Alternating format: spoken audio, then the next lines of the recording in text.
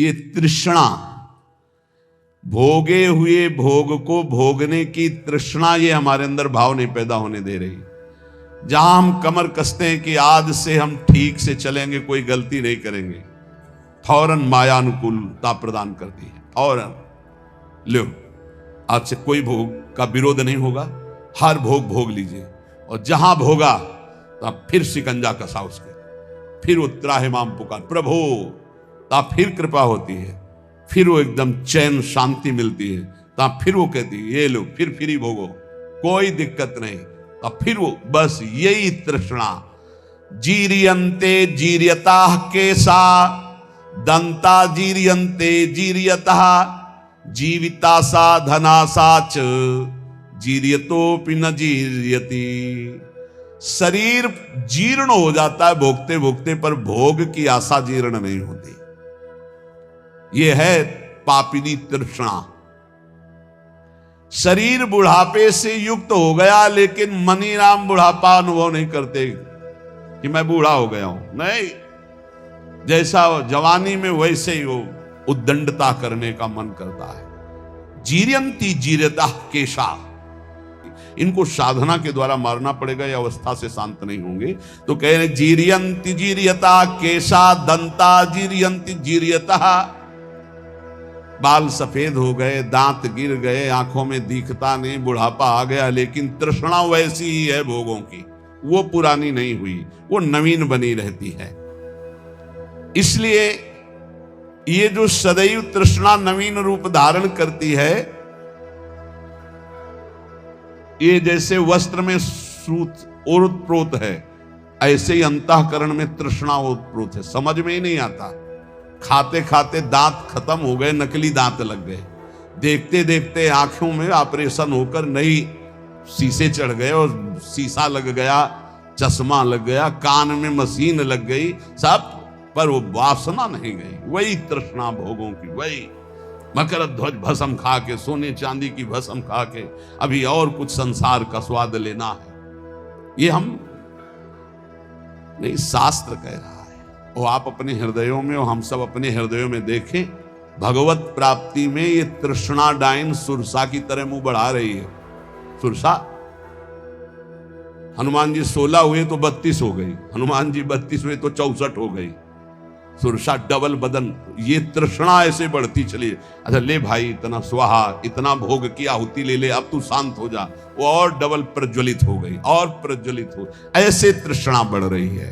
तथैव तृष्णा वित्तेन वर्धमानेन वर्धते अनंत पारा दुष्पूरा तृष्णा दोष सतावः अधर्म बहुला चैव तस्मात्ताम परिवर्जयेत्। ये तृष्णा चाहे धन की हो, चाहे भोग की हो, ये सदैव बढ़ती जाती है। जब आदमी सोचता है इतनी संख्या का अगर धन हो जाए तो हमारा बढ़िया काम चल जाएगा, और दैववशात यदि उसको उतनी संख्या का धन मिल जाए, तो जो पहले सोच रहा था उससे भी बुरी अशांति उसके अंदर उतनी धन संख्या प्राप्त होने पर होने लगती है, और बड़ी, ऐसे बढ़ते बढ़ते वो नष्ट हो जाता है शरीर, पर तृष्णा नष्ट नहीं होती, चाहे धन की हो चाहे भोग की हो। इसलिए उपासक को इस तृष्णा रूपी पापिनी को पहचान करके नष्ट करना ही चाहिए, पूर्ति नहीं। पूर्ति करने से बढ़ती और ना देने से ये नष्ट हो जाती है। नष्ट करने से ही शांति मिलेगी। तृष्णा भोगे हुए भोगों की, पकौड़ा चटनी चाहिए, ये चाहिए, जबान, दांत, आंख, कान, नाक, सब इंद्रियां दुष्टों ने जीवन बर्बाद कर दिया। पूरा दिव्य मानव जीवन जो भगवत प्राप्ति के लिए था, बर्बाद। कितना निकृष्ट, बलिष्ठ होने के लिए कितना निकृष्ट उतर जाता है खान पान व्यवहार में। अब आप विचार कीजिए, वो जो जिसमें अंडा जिसे कहते हैं, उसके अंदर कितना लिबलिबा गंदा पदार्थ होता है। उल्टी नहीं हो जाती इन लोगों को? उल्टी हो जाए, बमन हो जाए देख के, कैसा स्वभाव बन गया। दूसरे के मांस शरीर के ऐसे शौक से खा रहे, घृणा नहीं होती? और तुमको ये नहीं पता है कि तुम धर्म विरुद्ध आहार कर रहे हो, ऐसे ही तुम्हारा नोच नोच के काल तुम्हारे मांस खाएगा। कैसे? बोले हमने तो नहीं देखा नोचते हुए। देख लो जहां एक्सीडेंट होता है, नहीं? यहां सरिया घुसे, यहां घुसा, यहां घुसा, यहां घुसा, आप जिंदा फड़फड़ा रहे हैं, दृश्य देख लो। काट काट के वो सब निकालते निकालते घंटों लगे, उसमें भी स्वाहा हो गए, आहुति हो गई। किसी को भी यहां यदि तुम सुख दोगे तो वो सुख 1000 गुना बढ़कर तुम्हारे जीवन में आएगा, और किसी भी जीव को दुख दोगे तो 1000 गुना बढ़ के मिलेगा। महाभारत में एक तितली की गुदा में बंबूल का कांटा डाल के छोड़ दिया मांडव्य ऋषि ने, तो सूली डाल करके निकली नहीं, काट दी गई, अणिमांडव्य पड़ा। महाभारत में देख लेना। तितली कोई मनुष्य नहीं है, पर वो भी जीव है। उसकी गुदा में बंबूल का कांटा, तो ऋषि की गुदा में सूली चुभ हो गई। हम तुम तो बहुत छोटे जीव हैं, वो बहुत बड़ी तपस्या में संलग्न महापुरुष मांडव्य ऋषि, अणिमांडव्य, जिन्होंने सीधे धर्मराज से जाके बात की। यहां यमदूत को देख के सोच और लघुशंका एक साथ छूट जाती है, वो सीधे जाके धमकाए और साप दे दिए, जा 100 वर्ष तक मनुष्य आयु को भोग, तब तुझे पता चलेगा। धर्म के निर्णय में चूक कर दी। मैं 8 वर्ष का था, मुझे ज्ञान नहीं था, बालक था, फिर मुझे ऐसा भयानक दंड क्यों दिया गया? इसलिए हम संकेत में बता रहे, तितली की गुदा में बंबूल का कांटा छोड़ा तो उनकी गुदा में सूली चुभ होकर के काट दी गई, निकली नहीं। और तुम खा रहे हो इन पशुओं के मांस को, तो तुम्हारी दुर्दशा नहीं होगी, तुम्हें पता नहीं? इस एक जबान के लिए 2 अंगुल का है खेल सारा। इसके बाद घाटी के नीचे हुआ कोई नहीं मतलब है कि कैसा था, सब मल हो जाएगा। बस 2 अंगुल का स्वाद। अरे बहुत स्वाद ले लिया, थोड़ा राधा नाम का स्वाद लो। मारो इस तृष्णा को, भोजन की तृष्णा को, भोग की तृष्णा को, देखने सुनने बोलने की जो प्रपंच जनित तृष्णा है, इसका नाश करो। जो उपासक भगवत मार्ग में आगे बढ़ना चाहता है, वो किसी को मित्र ना बनाए, और मित्र बनाए तो बहुत काल के बाद बनावे। सहसा किसी को दोस्त नहीं बनाना चाहिए।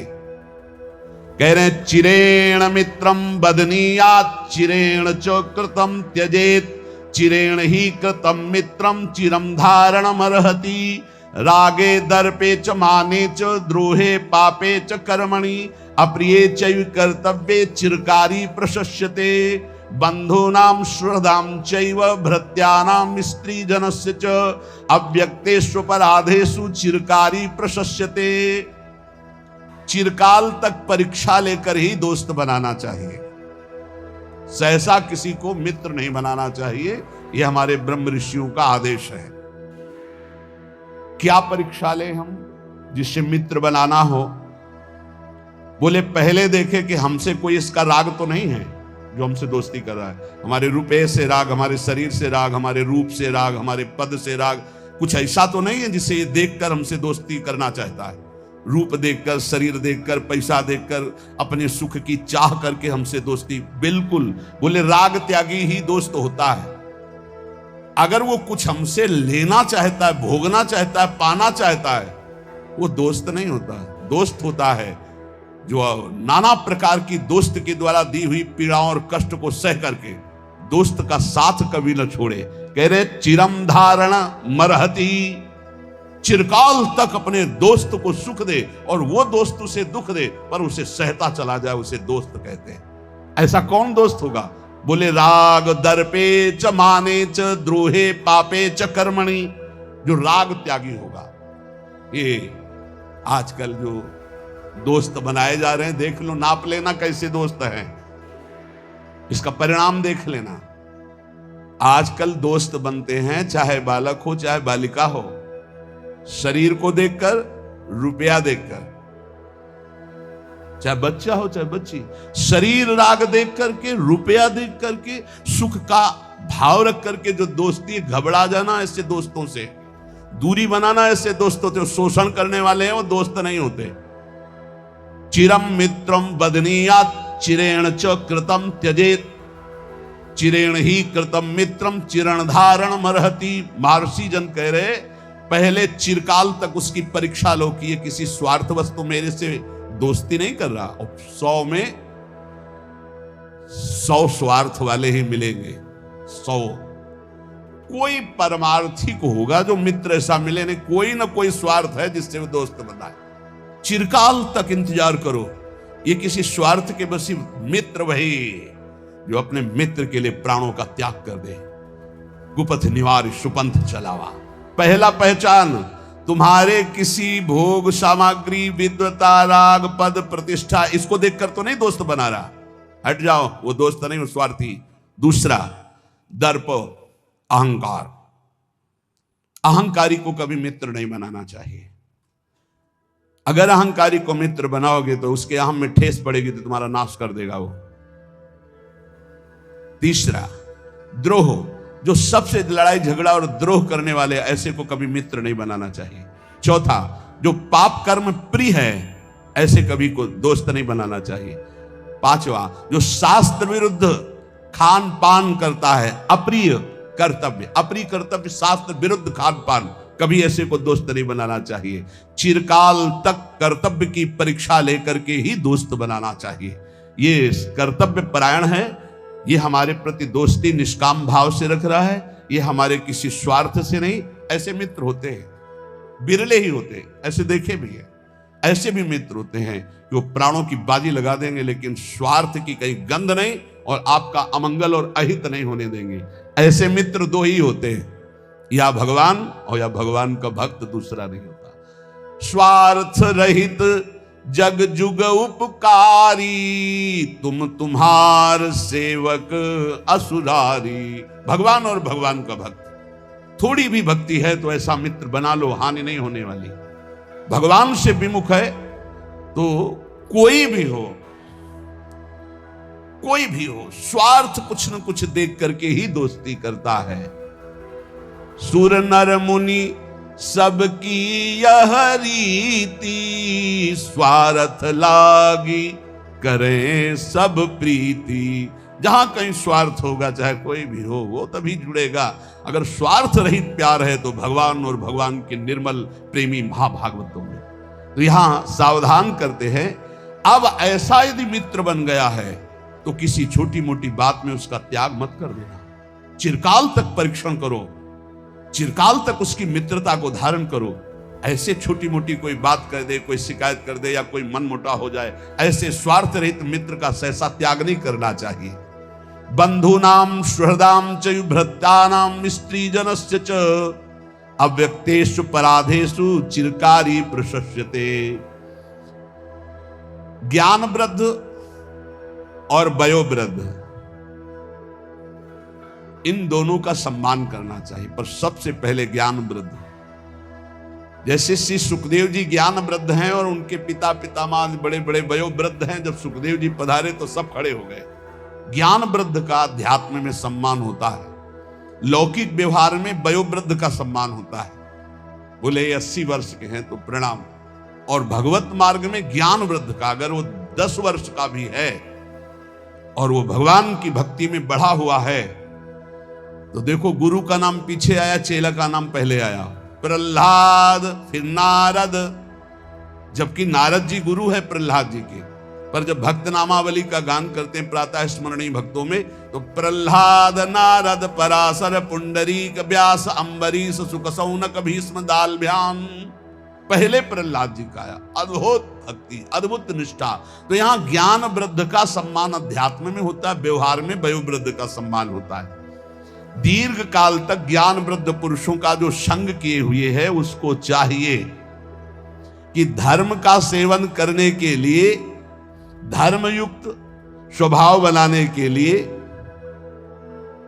अपने आप को बंधूनाम सुहृदाम चयुभृत्तानाम स्त्री जनस्य च, अपने बंधु भाई परिवार, सुहृद भृत्य स्त्री वर्ग, अगर इनसे कोई अपराध बन जाए तो इनसे कभी द्रोह ना करे। इसके लिए ज्ञान वृद्ध संतों से शिक्षा प्राप्त करके अपने परिवार को प्रीति के द्वारा बांधे।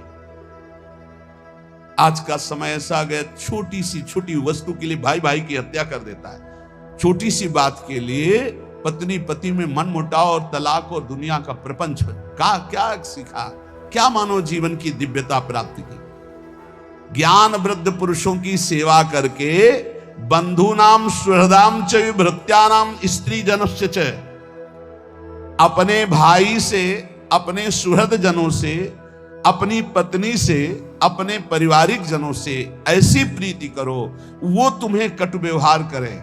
ये बात देखो जो शास्त्र कह रहा है वो उसमें में पाई गई, जो धर्मात्मा पुरुष उसमें लक्षण पाए जाते। बंधु नाम सुहृदाम च भृत्यानाम स्त्री जनस्य च। यहां शिक्षा लेनी चाहिए। ब्रह्म ऋषि जन बोल रहे, आप अपने भाई से, अपने सुहृद जनों से, अपनी पत्नी से, अपने परिवार से किसी भी बात को लेकर के द्वेष ना करें, विग्रह ना करें। चिरकाल तक मित्र की परीक्षा लेकर उसे मित्र बनाए, छोटी मोटी बात में उसकी दोस्ती को तोड़े ना। ये आपके अंदर दैवत्व भाव आएगा। सर्वस्विंद्री लोभेन संकटान्यवगाहते सर्वत्र संपदस्तस्य संतुष्टम यस्य मानसम। चाहे गृहस्थ में हो चाहे विरक्त में हो, जो लोभग्रस्त हो जाता है वो संकट में निश्चित पड़ जाता है। लोभग्रस्त हो गया तो संकट में पड़ जाता है, पक्का पड़ जाता है। इंद्रियों के लोभग्रस्त होकर धन के लिए, भोग के लिए यदि जाएगा तो संकटग्रस्त हो जाएगा, मारा जाएगा पक्का। श्री दत्तात्रेय जी ने बाज को, श्यान पक्षी को गुरु बनाया। वो एक मांस का टुकड़ा लिए जा रहा था, कई पक्षी दौड़े तो उसने विचार किया कि मेरे ऊपर झपटेंगे, मांस का टुकड़ा छोड़ दिया, सब पक्षी उस पर टूट पड़े, आराम से चल पड़ा। बोले ऐसा होना चाहिए, ऐसा होना चाहिए, इसलिए उनको गुरु बनाया श्यान पक्षी को। साधु को ऐसा चाहिए, जहां देखे कि इस वस्तु या इसके कारण प्रपंच, वैभव और संपत्ति और लोभग्रस्त पुरुष कोई हो, चाहे गृहस्थ हो चाहे विरक्त हो, अंततो गत्वा संकट में फंसकर मारा जाता है। इसलिए चित्त में संतोष धारण करे। सर्वत्र भरी हुई संपत्ति है, संतोषी पुरुष को बड़ा आनंद है संतोष में। संतोष रूपी धन आ गया तो सब धन धूल समान। चाहे जितना धन हो, संतोष न हो, दरिद्री है। जिस समय संतोष हृदय में आया उसी समय वो महान बन जाता है। बिन संतोष न काम न साही, अछत काम सुख सपने नाही। इसलिए चाहे गृहस्थ हो चाहे विरक्त हो, इस परम धन को धारण करे, संतोष धन। संतोष धन की परिभाषा, जोई जोई प्यारो करे सोई मोई भावे। जैसे मुझे प्रभु रखते हैं हमें वही अच्छा लगता है। मेरे नाथ जैसे रख रहे हैं, बहुत अच्छे से रख रहे हैं, ऐसा भाव रखना चाहिए। जैसे पैर में जूता पहन ले तो पूरी पृथ्वी में मानो सुरक्षित चरण हो गए, पूरी पृथ्वी में थोड़ी बिछाया जाएगा कारपेट, अपने पैर में जूता पहन। पूरी पृथ्वी को नहीं सुधार सकते, तुम अपने चित्त को सुधार कर संतोष रूपी धन ले आओ। न भाई से झगड़ा करो, न पत्नी से झगड़ा करो, न परिवार से झगड़ा करो, न पड़ोसी से करो। सोचते होगे कि झगड़ा नहीं करेंगे तो फिर लोग हमको सताएंगे, नहीं। जो सताने वाला भाव रखता है वो अपने आप नष्ट हो जाता है। आप संतोष धारण करो और देखना, जो उद्दंड हैं, जो दूसरों को दुख देते हैं, अपने आप नष्ट हो जाते हैं। ये खूब देखी हुई बात कह रहे, शास्त्र से और व्यवहार से भी। इसलिए संतोष रूपी अमृत का पान करने वाला, चाहे गृहस्थ हो चाहे विरक्त हो, वो सुख को प्राप्त होता है। जो धन के लोभ से, भोगों के लोभ से असंतुष्ट रहता है, उसी को दरिद्री कहते हैं, चाहे जितना बड़ा हो। असंतोष ही सबसे बड़ा दरिद्रतापन है, भिखमंगापन है, दुख है। संतोष सबसे बड़ा सुख है। अतः परमार्थिक, चाहे गृहस्थ हो या विरक्त, सुख चाहने वाले को संतोष रूपी धन हृदय में धारण करना चाहिए। परब्रह्म परम धाम योशो ब्रह्म तथा परम तमाराध्य हरिम याति मुक्ति मप्यति दुर्लभाम। परम दुर्लभ मुक्ति, परम दुर्लभ सुख उसी को प्राप्त होता है जो भोगों से संतुष्ट होकर भगवान श्री हरि की उपासना करता है। जैसे गोस्वामी तुलसीदास जी कह रहे हैं, जथा लाभ संतोष सदा काहू सो कछु न चाहोंगो। इससे बहुत जल्दी हरि प्रसन्न होते हैं और नाम जप कर रहा, हरि की आराधना कर रहा है। वो परब्रह्म परम धाम योशो ब्रह्म तथा परम, जो परब्रह्म है, परम धाम है, परम स्वरूप है, उन श्री हरि की आराधना वही पुरुष कर सकता है जो संतोषी है, और वही मोक्ष पद को प्राप्त होता है।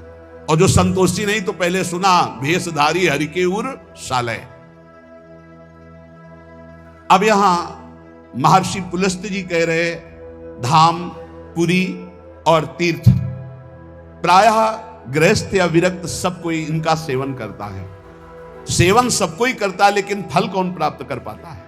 तीर्थों में धाम में, पुरियों में, ये महर्षियों की वाणी है।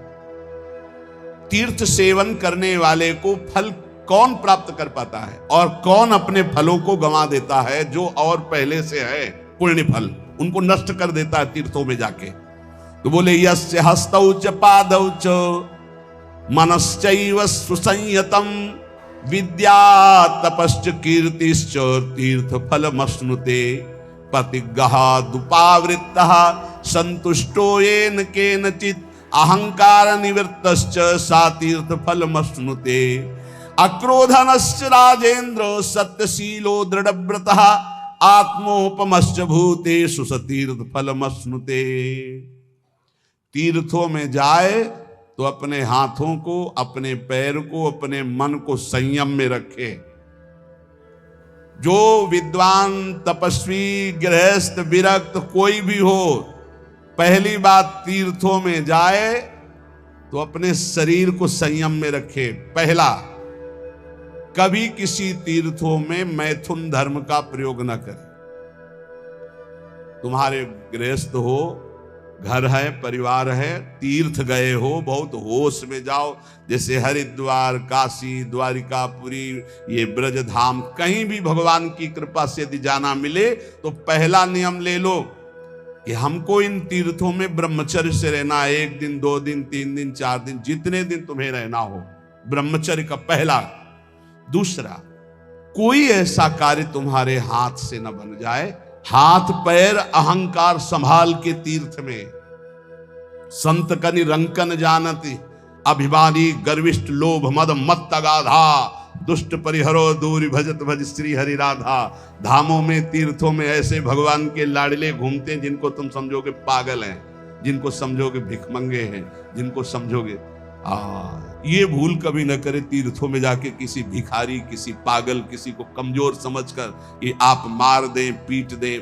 पहली बात, किसी भी तीर्थ में जाकर मैथुन धर्म का प्रयोग न करें। गृहस्थ किसी भी तीर्थ में जाकर किसी को गरीब या भिक्षुक या भिखारी को समझ करके कि अरे ये तो ऐसे ही, कहीं आप उनकी अवहेलना न कर दें, उनके ऊपर हाथ ना उठा देने, सारे सुकृत चले जाएंगे।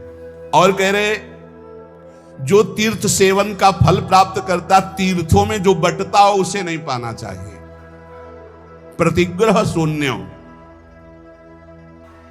अगर जैसे हलवा पूड़ी परिक्रमा में बट रहा है या कहीं बट रहा है, बोले ये प्रभु का प्रसाद है, आप ले लीजिए, प्रणाम करो।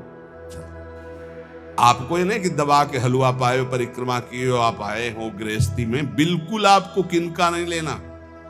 किनका लेना है? राधा रमण जी के मंदिर में, राधा वल्लभ जी के मंदिर में, बिहारी जी के मंदिर में, वहां बट रहा है तो आप किनका ले लीजिए। रोड में बट रहा है, संसार में बट रहा है, ये सुकृत और पुण्य के लिए, ये प्रतिग्रह है, गृहस्थी को नहीं लेना चाहिए। विरक्त को भिक्षान्न की अगर उसका बहुत मौज आई है तो एक ही से ले लो, फिर वो उस दिन दूसरे से कुछ मत लो, वही पाकर अपना गुजारा करो। मान लो हलवा बट रहा है तो 1 दोना ले लिया और 1 दोना से गुजारा करो तो तुम्हारा भजन बच जाएगा। विरक्त को, गृहस्थ को तो बिल्कुल नहीं लेना चाहिए। ये शास्त्र सम्मत बात पहले भी बताई थी, अब भी कह रहे कि प्रतिग्रह दुपाव्रतः संतुष्टो येन केनचित्। जो तुम्हारा धर्म पूर्वक चना चबेना है उससे गुजारा करो, तीर्थयाटन करो, परिक्रमा करो, भजन करो, उपवास करो, जैसे बने अपने धन का प्रयोग करो। दूसरों का कहीं दान प्रतिग्रह आश्रमों में खाना ये नहीं। अगर आश्रम में प्रसाद पाया, आपको लगता है मैं अगर ये प्रसाद पाता तो 100 रुपया लगते, तो वहां 110 रुपया वापस दो, क्योंकि बनाया भी है उन्होंने और पवाया भी है, तो इसलिए उनको 10 रुपया और ज्यादा दो। गृहस्थी में कभी किसी का प्रतिज्ञा तीर्थों में ना ले तो उसको तीर्थ का फल प्राप्त होता है। और कहीं किसी तीर्थ में जाकर किसी तरह के अहंकार का प्रयोग न करे, अहंकार प्रदर्शन न करे, बल का, धन का, ऐसे अहंकृत न करे। अगर तीर्थों का फल प्राप्त करना है तो अक्रोधनश्च राजेंद्र सत्यशीलो दृढ़व्रतः आत्मोपमश्च भूतेषु सा तीर्थ फलमश्नुते। तीर्थ में जाए, तुम्हें गुस्सा दिलाया जाए तो तुम क्रोध मत करना। तो कह रहे हैं कि अक्रोधनश्च राजेंद्र सत्यशीलो दृढ़व्रतः आत्मोपमश्च भूतेषु सा तीर्थ फलमश्नुते। तीर्थों में कभी किसी के ऊपर क्रोध न करे और तीर्थों में जय दिन रहे सत्य बोले, और तीर्थों में जय दिन रहे व्रत पूर्वक रहे, कुछ नियमावली लेकर के। अब जैसे बोले तीर्थों में जाके कुछ छोड़ना चाहिए, हमने गांव में सुना है ये बात। बोले तीर्थों में जाकर कुछ छोड़ना चाहिए। बोले हम तो फूल गोभी छोड़े आए, जिंदगी में फूल गोभी नहीं खाएंगे। ये कोई छोड़ना हुआ यार? बोले हम बैंगन छोड़े आए, हम लाल मिर्च छोड़े आए। ये कोई छोड़ना हुआ? काम क्रोध लोभ मोह मद मत्सर, सत्य बोलो, झूठ छोड़ो, निष्काम बनो। ये बातें तो हैं छोड़ने की।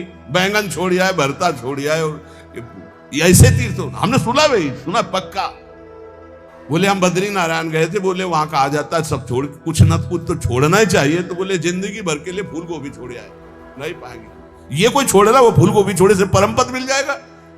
अरे छोड़ना है तो बेईमानी छोड़ो, कपट छोड़ो, कि आज से मैं झूठ नहीं बोलूंगा, किसी के साथ बेईमानी नहीं करूंगा, पापाचरण नहीं करूंगा। तो कह रहे आत्मोपमश्च भूतेषु सतीर्थ फल मश्नुते, समस्त तीर्थ प्राणियों में, चाहे पशु चाहे पक्षी, आत्मवत भाव रखो।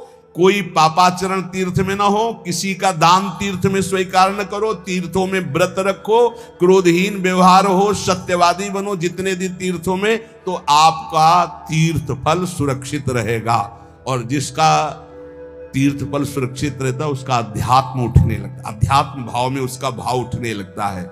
इसलिए उपासक को चाहिए कि अगर भगवत तीर्थों में वास मिल रहा है, भगवत तीर्थों में है, तो बहुत सावधान होकर रहे, क्योंकि तीर्थों का पाप भी कई गुना बढ़ के होता है, पुण्य भी कई गुना बढ़ के होता है। तो आज के सत्संग का सार, भगवत मार्ग में चलकर नाटक ना करे, भगवत मार्ग में चलकर केवल भगवान के रिझाने के लिए सब कुछ करे, जो नाचना गाना कथा कीर्तन भगवत भाव, ये प्रभु को रिझाने के लिए। अगर हम तीर्थों में जाएं तो ठीक से आचरण करें, जैसा वर्णन किया गया। जीवन में सिद्धांत समझ ले, भोगों से कभी शांति नहीं मिलती, तृष्णा, सब कुछ पुराना हो जाता है लेकिन वो नई बनी रहती है। इसलिए हम नाम जप के द्वारा, सत्संग के द्वारा अपने अंतःकरण को निर्मल करके इसी जन्म में भगवत प्राप्ति करें।